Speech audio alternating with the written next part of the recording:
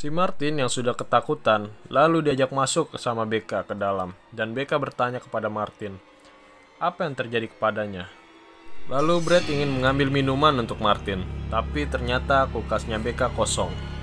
Dan Brad pun langsung pergi membelikan persediaan makanan dan minuman untuk sang kekasih Becca.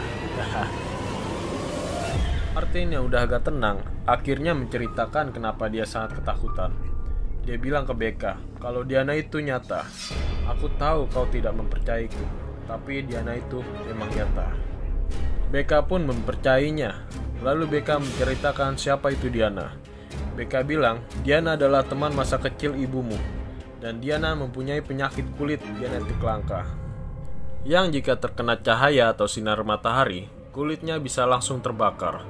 Dan Diana bisa merasuki isi kepala seseorang, katanya dokter di sana. Dan saat seusia Martin, Becca juga pernah diganggu seperti ini.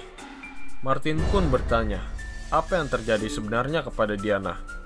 Becca menjawab, dia menjadi bahan percobaan di lab dan gagal, hingga badannya hangus menjadi abu.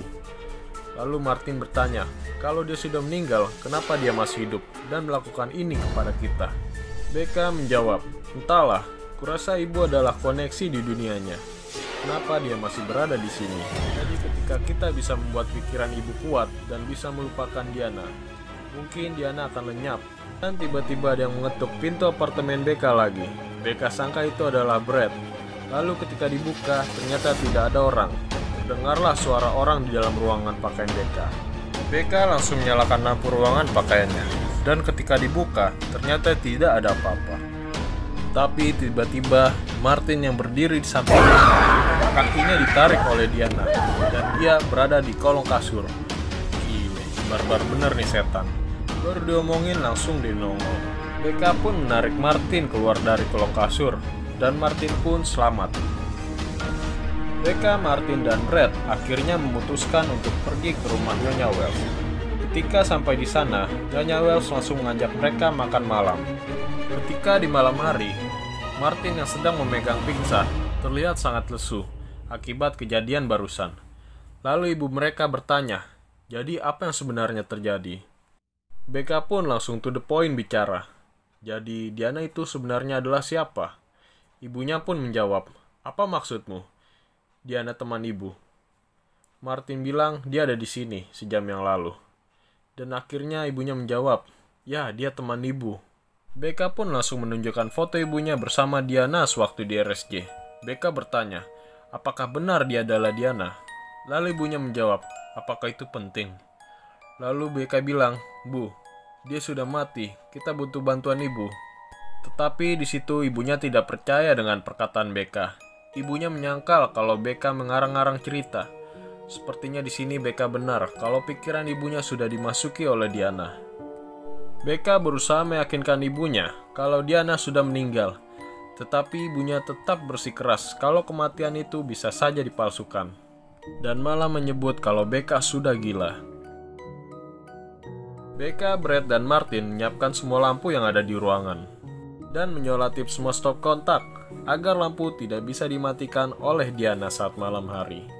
Dan tengah malam pun tiba. Lalu ketika Becca ingin tidur, Becca mengetuk pintu kamar ibunya dan meminta izin untuk menginap semalaman. Lalu ibunya keluar dan bilang, bagus, ibu ingin besok pagi kita memulai semuanya dari awal. Becca menjawab, ya tentu. Lalu ibunya memeluk Becca sambil mengepalkan sebuah kertas ke tangan Becca. Lalu Becca pun membuka kertas tersebut dan bertuliskan, aku butuh pertolongan.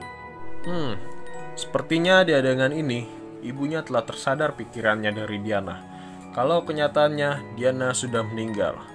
Lalu Becca langsung pergi ke kamar mandi, mengambil obat antidepresi milik ibunya, dikarenakan sudah berhari-hari dia tidak meminumnya. Ketika semuanya sudah tertidur dan larut malam, semua listrik pun tiba-tiba padam. Becca pun bergegas ke bawah membawa senter menemui Brad. Tetapi Brad di luar rumah. Becca yang tidak menemukan Brad, dia ke lantai basement ingin menyalakan seklarnya, tetapi tetap tidak mau menyala. Martin yang terbangun dari tidurnya langsung ketakutan saat melihat seluruh rumah telah mati lampu, dan Rebecca tidak ada di samping Martin. Martin pun bergegas mencari dengan ditemani satu lilin. Ketika Martin mengambil senter di kotak persembunyiannya, Martin di situ merasa sedang ada yang mengawasi. Seperti film-film horor pada umumnya, tiba-tiba Diana muncul dari belakang Martin dan menarik kaki Martin. Martin pun dengan sigap mengarahkan lilin langsung ke Diana, dan Diana pun berhenti menyerang Martin. Martin langsung bergegas ke arah basement, dan di sana benar ada Rebecca. Martin yang ketakutan di sana memarahi Rebecca agar tidak meninggalkannya lagi di tengah malam. Ketika Martin dan Rebecca yang bersamaan di basement, Rebecca mengatakan ini bisa jadi jebakan, dan benar. Di arah pintu basement sudah ada Diana. Dia langsung menutup pintu dan mengunci mereka berdua. Dan akhirnya Martin dan Rebecca terjebak di bawah. Rebecca pun berteriak memanggil Brad. Brad yang mendengar suara Rebecca langsung bergegas mencari Rebecca. Brad pun sampai di depan pintu basement. Brad yang ingin membuka pintu basement, tiba-tiba dia diperhatikan oleh Diana. Brad menyangka yang memperhatikannya itu adalah Nyonya Wells. Lalu ketika Brad menyenter bayangan itu tiba-tiba menghilang. Brad pun kaget karena dia menyenter bayangan yang dia anggap Nyonya Wells menghilang, dan jika tidak disenter, dia terlihat. Tapi lucunya di situ, Brad tidak memperdulikannya, dan dia tetap fokus membuka pintu basement untuk menolong Rebecca dan Martin. Tapi Diana yang sudah mengintai Brad langsung menarik tangan Brad hingga terlempar jauh dari pintu basement. Lalu Diana berlari ke arah Brad untuk membunuhnya. Brad pun ingat perkataan Becca kalau dia takut akan cahaya. Lalu Brad pun menyenter handphone ke arah Diana yang sedang berlari, dan Diana menghilang. Tapi tiba-tiba HP Brad layarnya mati. Seketika Diana langsung berdiri di hadapan Brad. HP Brad pun langsung dilempar oleh Diana, dan Brad dipukul oleh Diana sampai terjatuh lagi. Brad langsung lari keluar rumah, dan ke arah mobilnya yang sedang parkir. Tapi ketika Brad melewati terowongan di rumah Nyonya Wells, Diana langsung muncul lagi di atas Brad, dan membanting Brad.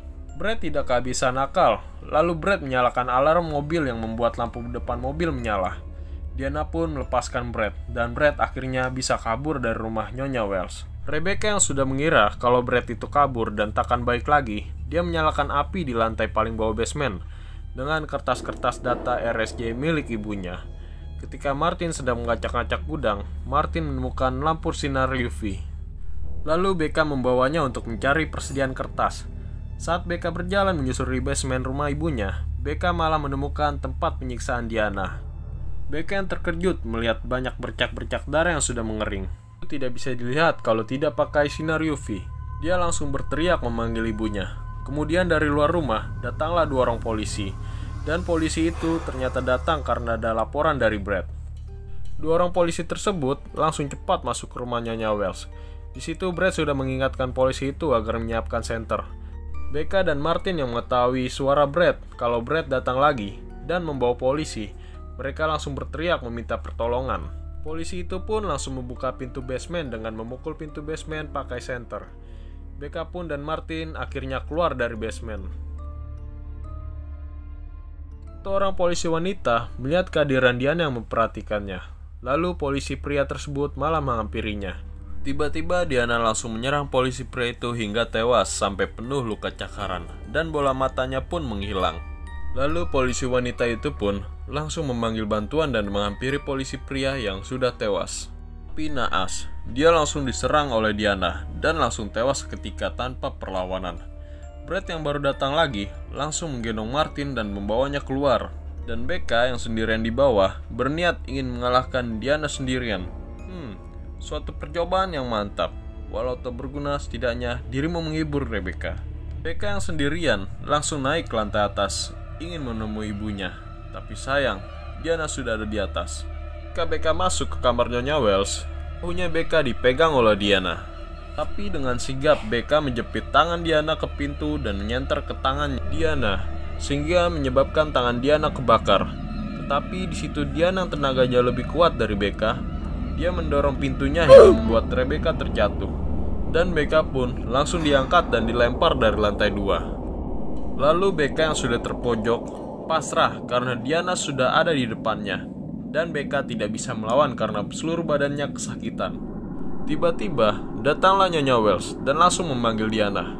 Nyonya Wells mengancam Diana akan bunuh diri jika dia membunuh Rebecca. Tapi di situ Diana malah makin marah dan menerkam ke arah Nyonya Wells. Tapi Diana tidak sempat karena pelatuk pistol sudah ditarik dan Nyonya Wells pun mati bunuh diri. Begitu juga Diana yang melompat ke arah Nyonya Wells, hilang begitu saja menjadi abu, seperti kebakar. Sungguh membagongkan. Rebecca yang menangis langsung menghampiri ibunya, dan di luar rumah Nyonya Wells sudah terlihat banyak mobil polisi yang terparkir. Dan film pun ini selesai. Aneh bukan? Kenapa kematian Diana seperti itu? Jadi di sini biar gue jawab ya guys. Jadi Diana itu sebenarnya adalah hantu yang muncul dari masa lalu dan ingatan Nyonya Wells. Karena kematian Diana sangat tragis juga, Diana pun menjadi arwah yang gentayangan. Dan ingatan-ingatan Nyonya Wells menjadi penghubung dua dunia, antara dunia arwah dan dunia nyata. Sehingga muncullah sesosok hantu Diana yang bisa membunuh orang-orang yang berada di sekitar Nyonya Wells. Karena Diana tidak ingin Nyonya Wells ada yang menyainginya selain dirinya. Dan kematiannya Diana disebabkan oleh Nyonya Wells yang bunuh diri. Sehingga ingatan-ingatan masa lalu Nyonya Wells tidak ada karena Nyonya Wells sudah mati.